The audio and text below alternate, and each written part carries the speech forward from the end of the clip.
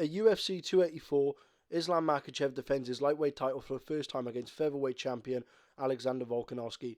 And in this video, I'm going to be breaking down the only loss in his MMA career, and it was a knockout loss. And while his striking has improved now and he's a more complete striker, I still think it's interesting to break this video down and analyse where he went wrong in this fight. So, without further ado, let's get started. Early on, we see Makhachev throw a kick down the centre and blitz forward to land a left and a right, which Adriano Martins gets away from.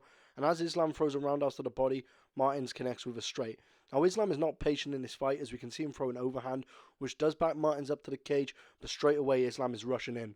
Now, he doesn't follow up with anything too significant, but what's important to note is Islam keeps a low guard here. When Martins feints, Islam only bobs his head back a little bit. Now we see Islam rush in with a flurry which gets Martins to back up and circle off the cage, and Islam rushes forward with a wild left hook which he misses, and he ends up in a clinch state thrown to the floor. After Martins throws a flurry of his own, Islam is still throwing wild strikes, nothing really calculated and connecting, just trying to land, and Martins is easily able to circle away from the cage. Now when both men reach the centre of the octagon, we come to the knockout.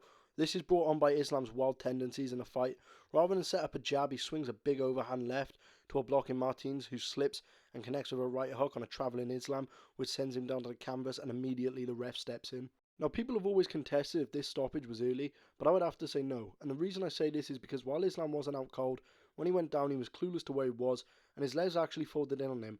And if it wasn't stopped here, the likelihood is it would have been a TKO victory for Martins, and Islam would have just taken the necessary damage. Now, the biggest question going into this is how much has Islam's striking improved? And I'll be making a more in-depth video breaking it down, but I don't want people to think that Islam still strikes like this and Volkanovski is going to have a field day with him on the feet, because I think it'll be a lot closer than people think. But that's a video for another time.